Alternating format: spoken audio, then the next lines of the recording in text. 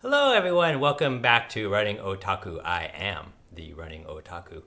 Today is a special episode. I've noticed when I run with my running club, everyone keeps asking me, what is this thing on my shoes? So I wanted to make a video to explain really two things. What is a power meter, and how can a power meter make you a better runner? So you may see my dog Harry come in and out of frame. I think that's kind of cool. Hey Harry. Okay, so before diving into the details, I do want to make a disclaimer, right? A power meter in and of itself will not make you a better runner. Of course, you need to train hard and you need to train smart and you need your rest and nutrition, all those things. But it does have a lot of benefit, so I hope that I can explain what that benefit is, and then at the end of the video, you can make your own determination whether or not a power meter might be beneficial to you. The first question you may have is, what exactly is power? Well, in physics, power is defined as work divided by time. In running, let's imagine this. Let's say you're doing a 100-meter race and you cross the line, let's say in 20 seconds. So it took some amount of power for you to move your body those 100 meters in those 20 seconds. Now let's say you were to rerun that 100 meters, but now you did it in 10 seconds, so half the time. Well, since power is work divided by time and use half the time, then what you've done is you've basically run the same 100 meters. So you've done the same amount of work, but you've used twice as much power because you got there in half the time. Okay, so that's a very kind of high level definition of what power is.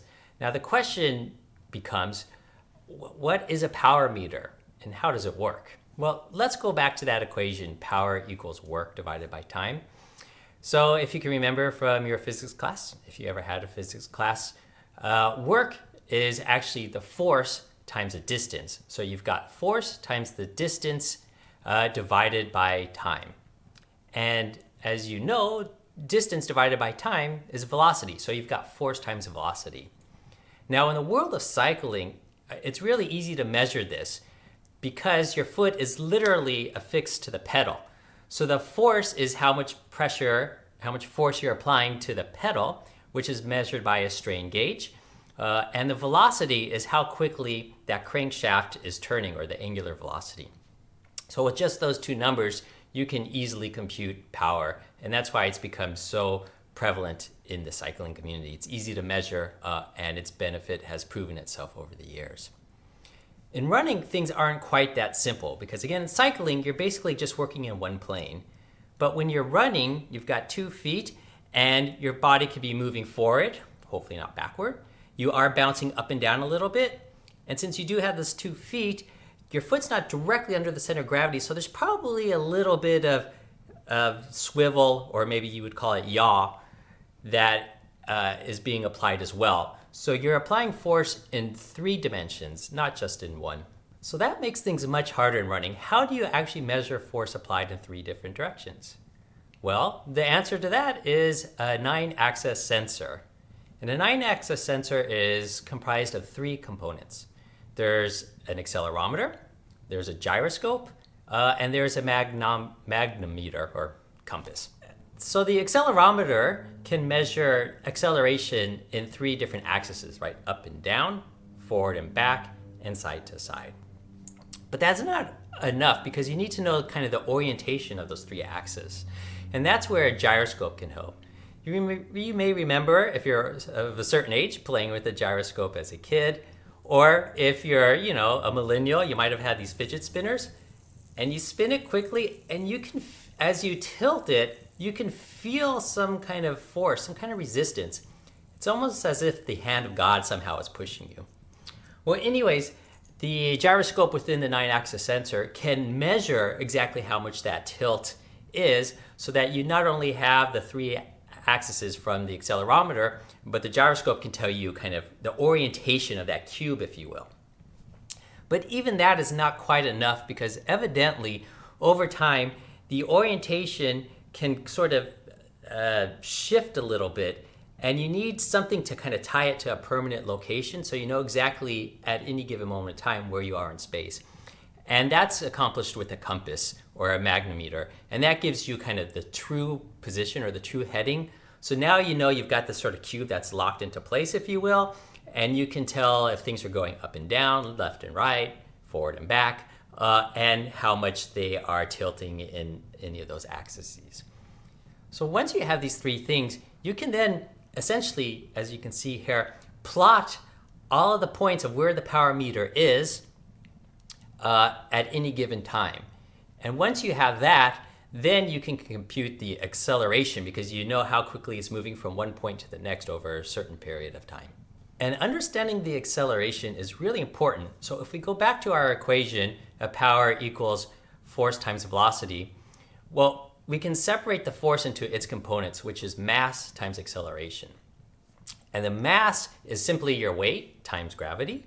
And the acceleration is what we just computed, or at least what I said we just computed with the 9-axis sensor. So now we know the runner's weight. If they input it, we know the acceleration. And the velocity is interesting. So if you can go back to calculus class, if you had calculus class, and you are sitting there wondering, how am I ever going to use this? Well, today's the day. So if you can remember this equation from calculus and or physics, if you take the first integral of acceleration, you get velocity. And so with the accelerometer, we've gotten the acceleration. We just simply take the first integral and we've got velocity, voila.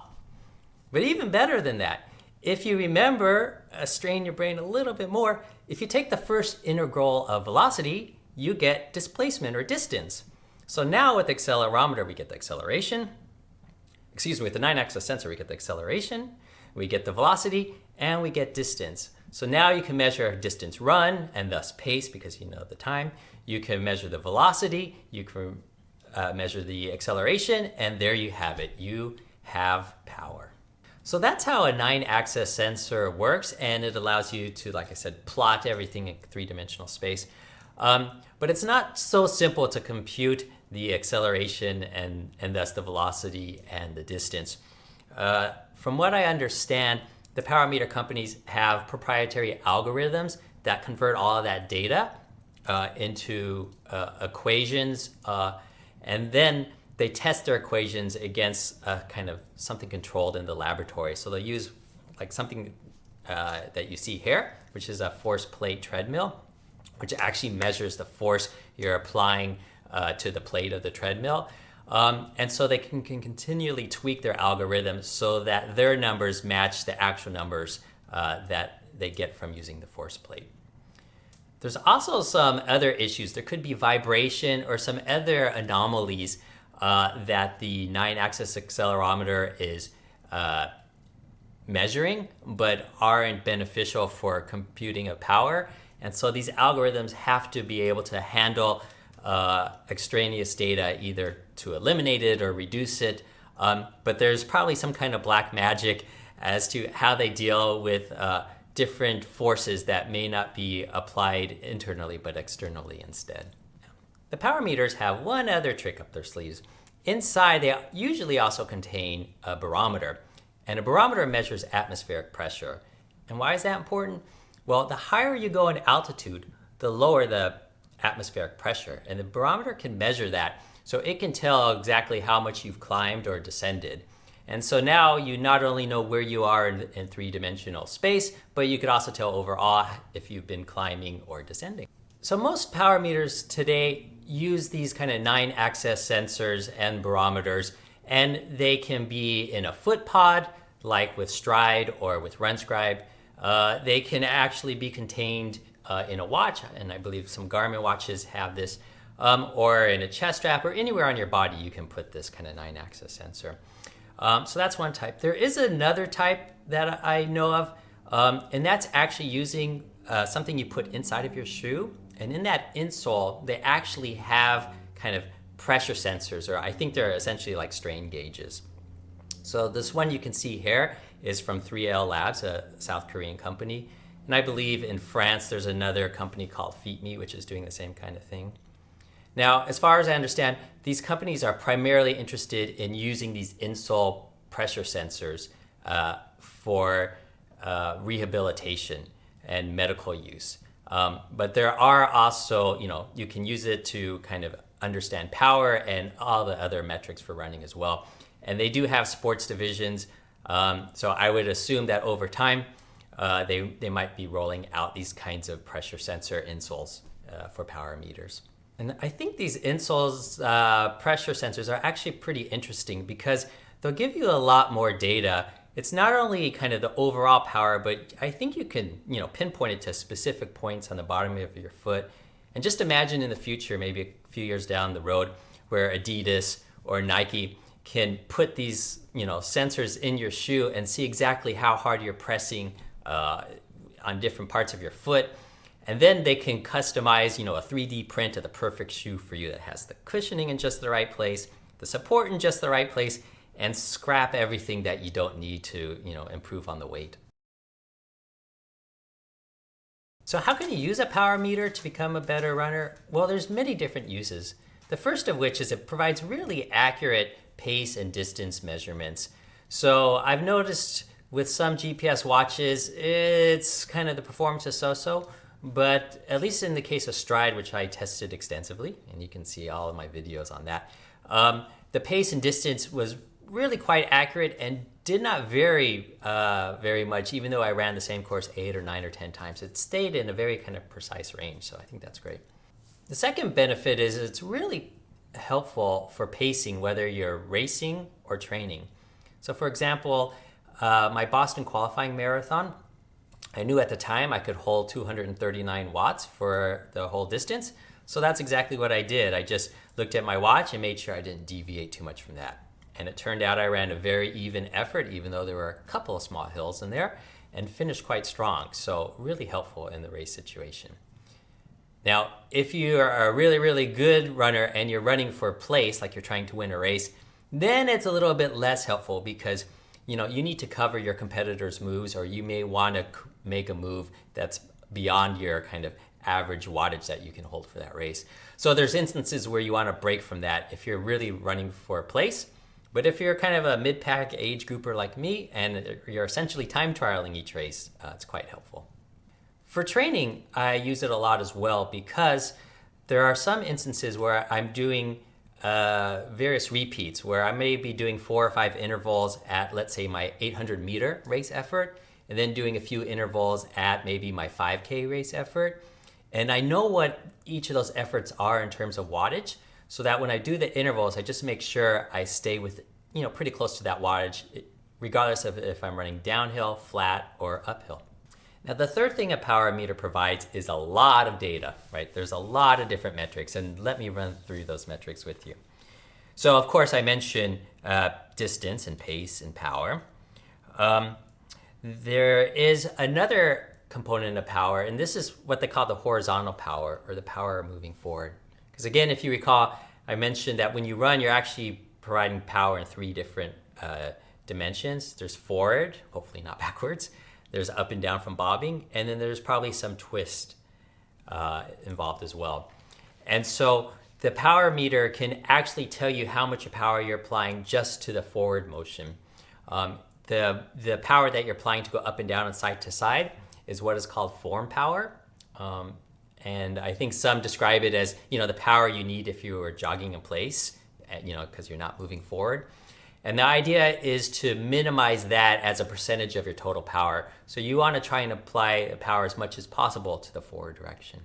Now, you can't apply 100% power horizontally because then you would never get off the ground and you would probably trip over your feet and fall down. So there is some kind of happy medium where there is some up and down, but not a tremendous amount.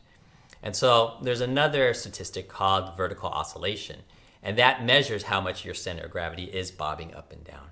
So 0 is not the right number, but there is some range of maybe 4, 5, 6 centimeters, about this much distance, where you don't want to go too much more than that because then you're almost like running on a pogo stick and you're expending too much energy in up and down as opposed to forward. The next statistic I'm not 100% sure about, and maybe because I score really low on the statistic, but it's called LSS, and that stands for leg spring stiffness. And essentially what it is inside of your body, you've got bones, right? and then you've got muscles that make the bones move, and you've got tendons that connect the muscle to the bone.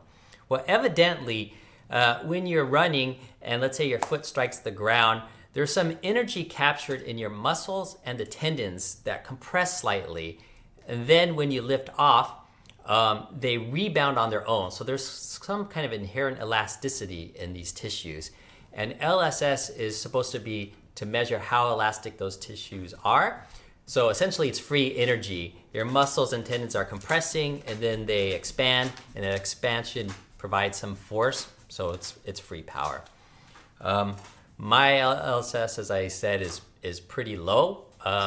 And there are supposedly some things you can do to stiffen your muscles, make them more elastic. Things like box jumps, running uphill, doing jump rope. And I'm starting to do that, and we'll see if it has an impact or not. Next is ground contact time, and this is pretty straightforward. It's just how long your foot is on the ground. And we tend to notice that, for example, elite athletes their foot is on the ground, about 190 milliseconds, or about 2/10 of a second. So really quick. If you're running slow or you're not as good of a runner, hey Harry, are you coming on screen?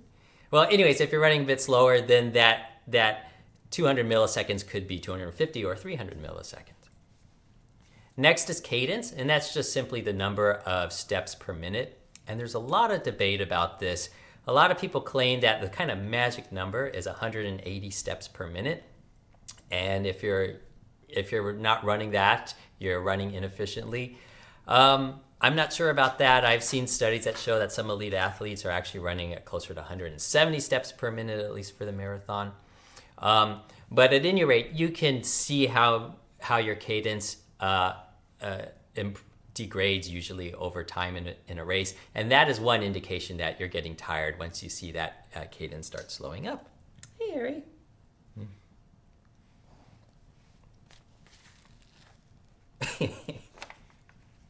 Harry, you're totally in the way.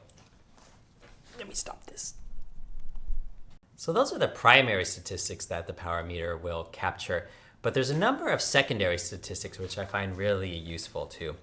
The first of which is something called RSS, or running stress score, as Stride calls it. Now, what this does is it measures not only how long you've been running, but how hard. So when you say how long, that's the duration in minutes, and how hard is the terms of the wattage. So, are you running at a very high percentage of your maximum wattage, for example? And as it turns out, what's interesting is, let's say you were running a tempo run at your half marathon pace, and let's say you did it for 10 minutes, and then you did another tempo run at that half marathon pace, but for 20 minutes. It turns out that the RSS is actually more than 2 times higher when you run for 20 minutes as opposed to 10. So it's not just a linear function.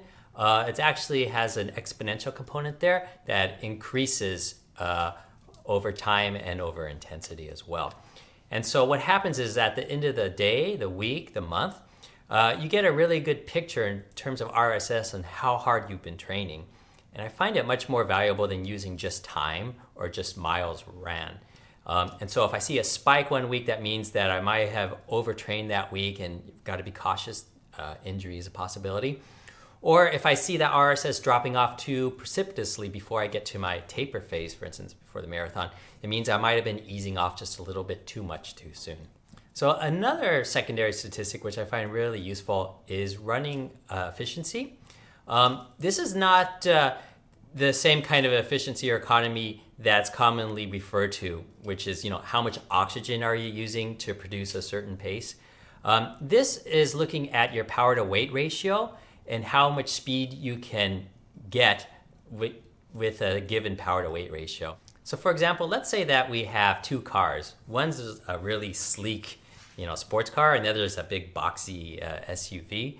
And let's say they both are going at 200 horsepower, which is another unit of measurement for power. And they both weigh, let's say, 1,000 kilograms or 2,200 pounds, something like that. So they had the same power to weight ratio, and they're applying the same amount of power. But the sports car is going a little bit faster than the SUV, and that's because it's more aerodynamic, or it's more efficient the way it goes through space. So that's what this RE sort of tries to measure. I think physiologically, how are you applying that power? For the same amount of power, can you eke out just a little bit more speed? And there's not a huge difference. I think bad runners are, they have an RE score of like 0.99 or below. Middle of the pack might be 1.01 or 1.02, and elite might be 1.05. So there's really only maybe a 5% difference in efficiency. So it's not a huge thing upon which you can improve, but 2 or 3% can mean minutes in a marathon, and it's kind of like getting free energy by just running better with better technique. So I follow that statistic as well. Okay, so there you have it. We've discussed what power is, how power meters work, and how you can use it in your training to become a better runner. Now, like I said at the beginning, I don't want you to leave with a feeling that all you need is to attach your power meter to your shoe and you're going to be much, much better. Again, you need to do the training. You need to be smart about how you train and how you eat and how you rest, and your strength training and all that other good stuff that goes into becoming a good runner. Many of you may train with heart rate monitors and run at a certain percent of your maximum heart rate and train by that as well. And that's good. I don't think the power meter will ever replace that because it is not measuring your heart rate, obviously. And there are some interesting things you can learn from your heart rate and your heart rate variability that the power meter can't help with. So I don't think that the power meters will replace heart rate monitoring, but I think it will be just one more tool in the toolbox for runners who are really kind of data-driven that are trying to maximize their performance. And we see this in the world of cycling, right? Power meters and heart rate monitors have coexisted for decades now. Now, I know many kind of hardcore runners, old school runners, run mostly by perceived effort. And I think to a large extent, it's really, really good way of doing things. I mean, after you've been running for a long time and you're not a slave to looking at your watch, you do get a really good sense for how hard you're running on any given day. The problem, though, is that if you're doing a longer race like a marathon, or there's some sort of other weather conditions, could be really hot, could be really cold. Sometimes it can throw off your perceived effort a little bit, and that's where power meters have a little bit of an advantage because they're impervious to that. Your wattage is your wattage, so you can see exactly how hard you're training or racing, at any given moment. So power meters are by no means perfect, and there's a number of issues with the power meters out today. Most of them, except for RunScribe that I know of, use only kind of 1 foot or 1 power meter, and they're not measuring both legs and both feet. And so there could be a little bit of imbalance there that they're not picking up. Another thing are environmental conditions, 2 of which in particular. The first is wind, right? So these power meters right now don't account for wind. So if you're running into a really strong headwind, that will affect your pace per watt. And today's power meters can't deal with that. Now, I would assume over time they'll add some kind of airspeed indicator like what airplanes have to see what the relative wind is when you're running it and account for that in the algorithms. Also, there is a problem with how squishy the terrain is. So if you're running in sand that's this thick or snow that's this thick, it's going to throw off the algorithms as well and produce potentially faulty power numbers and distance numbers. Now, I've run here in the Pacific Northwest in Portland after rain, and there's been a pretty good amount of mud and a little bit of snow even sometimes, and I haven't seen any kind of dramatic errors with regards to pace or distance or power. But perhaps if I were to run in something a little bit more sloppy, then the discrepancies would become more apparent. And so there you go. As you can see, I think there is a lot of benefit from using a power meter in training and in racing. It can help everything from technique to performance. And I do note that there are some issues with today's power meters that I think will continue to be improved upon over time. And I'll let you decide for yourself whether you think this is something that might be of interest to you. All right, well, thank you for staying tuned in for such a long video today. If you like what you saw, go ahead and hit the like button. If you really like what you saw, then go ahead and click subscribe and the little bell so you'll be notified every time I have a new video. And you can follow me in my other series, the Boston Marathon Sub 3 Journey, in which I am training with the Power Meter and the Tin Man training program to see if I can PR and finally break 3 hours at age 48 in the Boston Marathon. That's it for today. We'll see you all next time. Bye-bye.